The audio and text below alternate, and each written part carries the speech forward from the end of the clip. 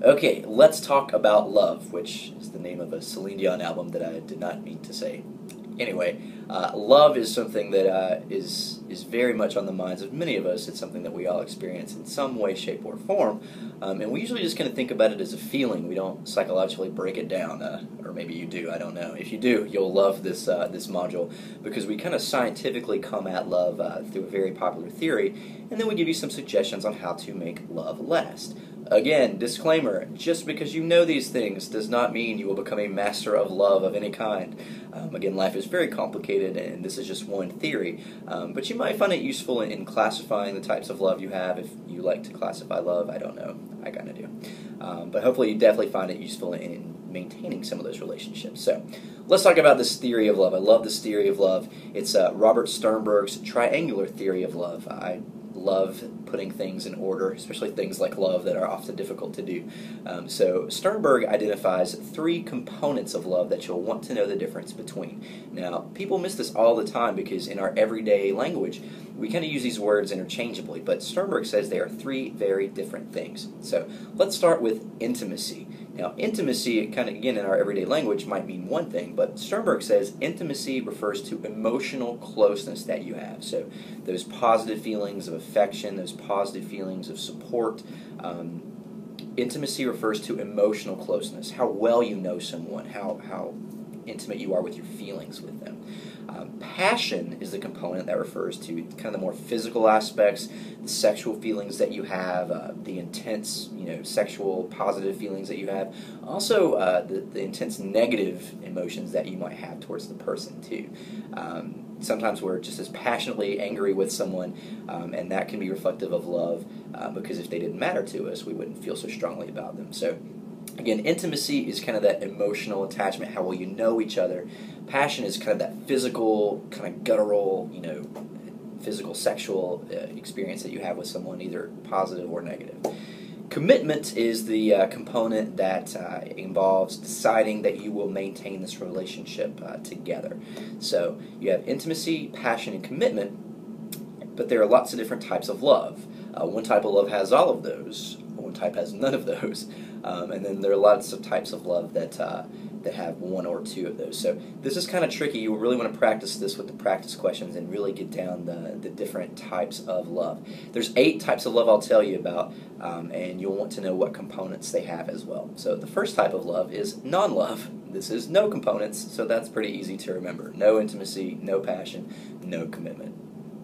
Let's start with liking. Liking is a type of love that just involves intimacy. So people that you're kind of emotionally attached to, that you know well.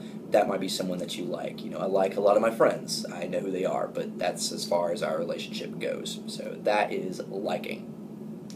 Infatuation refers to just passion. So this might be someone that you have a crush on that you don't know really well at all. Maybe it's a hookup or a one-night stand. It's just physical and sexually passionate.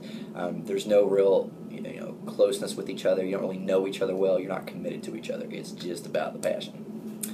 Empty love is a type of love that just involves commitment. So you have decided to be together, but you don't know each other very well. You don't have that emotional closeness, nor do you have that physical passion. Arranged marriages might be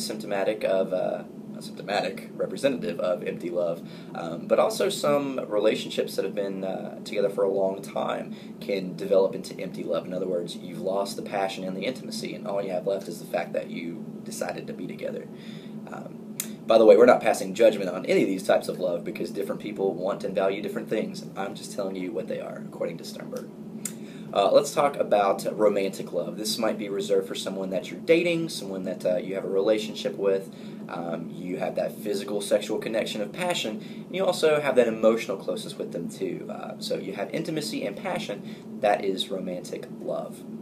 That's very different from fatuous love, where you just have passion and commitment. So you have this guttural, physical, sexual attraction, and you've decided to continue that. So people might describe this as hookup buddies, or other words, if you will. But these are people who have that sexual chemistry and decide to continue it. But they don't really know each other very well. They don't have any kind of emotional attachment. Friends with benefits, you might say.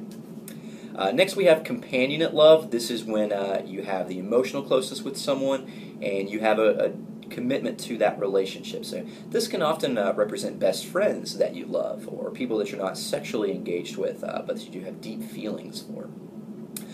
That takes us to consummate love, which is the one type of love that has all three of those components: intimacy, passion, and commitment. This is the type that many of us are looking for, or maybe already have, good for you, in terms of our romantic relationships, spouses, or long-term relationships that we have. So again, we're not judging those types of love or whatever you want or currently have, but it might help you understand how you feel about certain people and maybe what you want or don't want out of life. Ooh, I got a little deep there, didn't it? Whatever type of love that you are looking for, or maybe, again, even currently have, this module will give you some great suggestions on how to keep that relationship going. So now we're going to talk about some guidelines for helping relationships last. Again, just because you know these doesn't mean your relationship will last. Disclaimer, don't sue me or this college if you follow these guidelines and your husband, wife, or boyfriend or girlfriend breaks up with you. It's not my fault, I promise.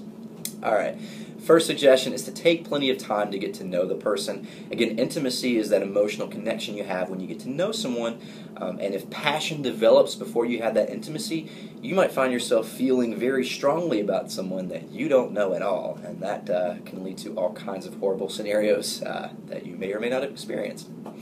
The second is to emphasize the positive qualities in your partner. Again, nobody's perfect, and if you're really trying to make the relationship last, it's not to say ignore the problems, but while you're experiencing or looking at problems, always keep in mind the positive things that you love about the person, the things that make you happy, the things that they've done for you. Always kind of keep those things in mind. The next is to remember novelty, or keep changing things up, keep some kind of newness in the relationship. Again, when we look at long-term relationships, intimacy and passion can sometimes not always be present. Passion especially sometimes declines in those long-term relationships. So we're not just talking in terms of keeping things fresh sexually, but do different hobbies together, do different things that you've never done before. That's a way to keep the relationship feeling fresh and new. And then finally, develop effective conflict management skills. We've got a whole module about conflict, and it's especially important in terms of these types of love, because if you care about someone and you want to maintain that relationship, you're going to have conflicts, so hopefully you'll have the skills to deal with them effectively and keep that love going. So now that you're all masters of love, hopefully this is something that you can really use. Again, love is one of the modules that everybody hopefully values in some way, shape, or form. There's different types of love, there's different parts of it, and there's different things we need to do to keep it. So go love someone, and hopefully this module was helpful to you.